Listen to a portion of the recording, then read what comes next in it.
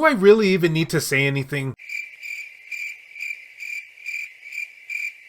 The answer to that is nope, no I don't. Greetings fellow Vita fans, this is James with PS Vita at 2 AM, coming at you once again with another exciting video. And if you're new here and love everything PlayStation Vita, don't forget to subscribe and make sure to leave me your thoughts and suggestions, as well as game recommendations in this area, down in the comments section below. So, there are no words to truly express what I am feeling right now, but I'm feeling good. And soon we'll all be feeling good, and don't read too much into that. Creep. Anywho, we are going to be talking about ecchi games on the PS Vita. You know, fan servicey, games you shouldn't play around others, unless you're truly bold. So, yeah, I think this is already like the 4th video I've made in this segment, because truly, we are all made of culture on this channel. So, bearing in mind that this is in fact the 4th video, here are some more recommendations for ecchi fan service games that I, well, personally recommend. Also, good replacement for company on a Saturday night. So let's do this thing. And we are going to be starting our journey onto the path of culture with this one. This game is called Punchline, based off of an anime that I have never seen, but after playing the game, I really want to. Oh, and for anybody out there who is doubting the merits of this game, just know that there's a trophy that you can actually achieve by simply looking at women's underwear. Yeah, I think this is a candidate. So not only is this game very ecchi, but it also has,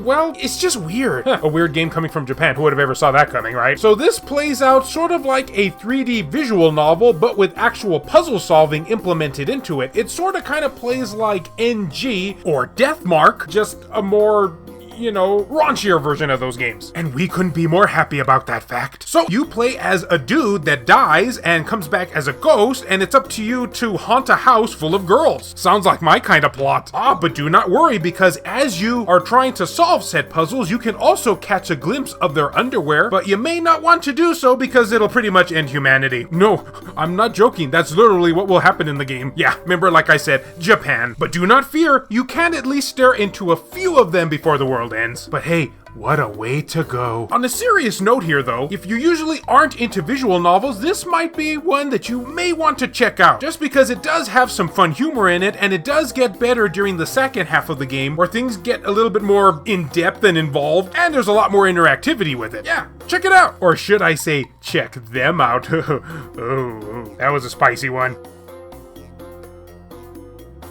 Alright, what other tantalizing tidbits await us? Why, that honor goes to none other than Valhalla Knights 3. Wait, Valhalla Knights 3, you may be asking? This is one of the older titles on the PS Vita, and it's a pretty fun action RPG. What the heck could be so ecchi with this game that it deserves to be in such a video as this? What kind of shenanigans are you trying to pull here, James? Well, just wait and see. Trust me, it'll be worth the wait. So, as mentioned earlier, Valhalla Knights 3 is an action RPG with intense real-time battles and 7-on-7 party-based combat, which is, truth be told, one of my favorite aspects about it. A lot of stuff going on the screen at once. And of course, you can create a main character and field-worthy party members from one of 7 races, as well as assign them a job class from the 20 choices available. So this game in a nutshell does give you quite a lot to do and a hefty amount of content to do it in. Now, I did find this game a little bit on the difficult side, however. Not quite as hard as Natural Doctrine, but it's certainly up there, at least for me personally. Or maybe I'm just terrible at this game, I don't know. It only slightly made me want to pull out what little hair I have left on my head. Okay, so everyone's wondering now, James, you're leaving us in anticipation here. Why the heck is this game on a PS Vita ecchi list? Well, if you play the game, then you probably know where I'm going to direct you all into. Because you see, despite the fact that this game does have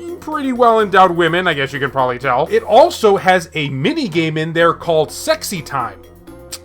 Yeah, it's not even attempting to be subtle at that point. That, along with the PS Vita having a touchscreen, well, you probably have a pretty good idea where this is going. Oh, but don't think that this is just some sort of random fan service game, because when you do in fact interact in Sexy Time, which involves you rubbing the female character in certain ways, and hearing her get very vocal about that fact. I'm trying my best to be YouTube friendly here. It will help you power up as well as gain items, because, you know, that happens in real life. So if you tickle a girl's fancy enough, quite literally, all will be well with you. Though, since this minigame isn't a major part of the game, though you probably will more likely be doing it, regardless of all that, this is probably one of those games that you can get away with playing on the bus without people knowing what you're actually up to.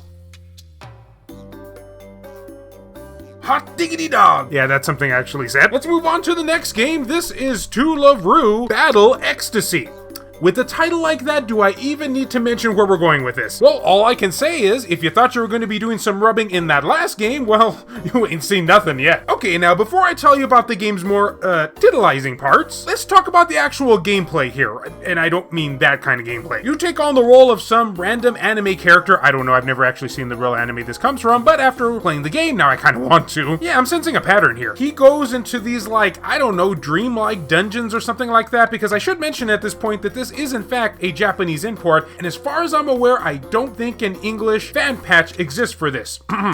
But hopefully after this video, we can get some petitions out. Hackers, are you watching? So yeah, he goes to these like dreamlike worlds or something like that, and the gameplay is kind of reminiscent of Dynasty Warriors, just not with nearly as many enemies on screen. And you'll fight with like ridiculous stuff, such as a paintbrush or a mop, you know, things that a normal person would usually fight with. So during each level, you will fight a particular boss, which might I mention is always a female anime character, and once you beat them into submission, then it will be up to you to rub them with the touchscreen in order to manipulate them into doing your bidding, i.e. joining your team. Wow, sounds kind of awful now that I think about it, but it's Japan and they can get away with anything. So despite the fact that I had no idea what was going on in the story, I oddly felt I didn't need to. Just let the visuals tell their own tale. Ah, I feel enlightened.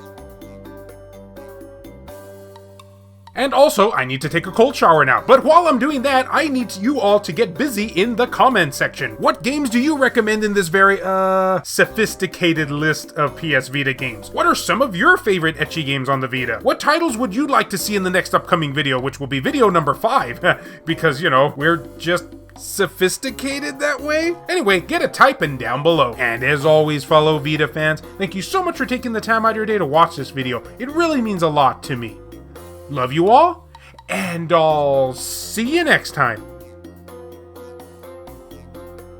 This video has been brought to you in part by all of these wonderfully generous supporters who help make this content possible. So a huge thank you goes out to Dr. Super Artie, Ricardo Martinez, Donut Valley, Nintendo Switch at 2 a.m., Azumara, 1488 Dental, Rizal Pliskin, Buzz Sayin, Matt Hargett, Mazgus, Tasha Monty, Eric DeWitt, Juan M. Hermosillo, Furzen Mystery, Kayonko, Hector Gonzalez, Jamie, PSP Guru, Starlight Mirror, Lacerated 87, No Good, Aridri, Franz Hartle, Sabin Fire, Zenkai Ranger, Chris Foxhound, Meshuga 360, Shin Snake, Alan Iwazuk, Zakrito, Worthorga, Airkick 72, Bushin Ryu Cat, Milk Sama, Neo Arashi, Reiko Star, Matt Fox, B Mystery, Legion 21, Randy Azadech, Michael O'Connor, H-Hitter, Jelly, Joseph Shavak, Richard Cruz, PS Vita S, Adam Sondi, Hero Acer, Rodrigo Vera,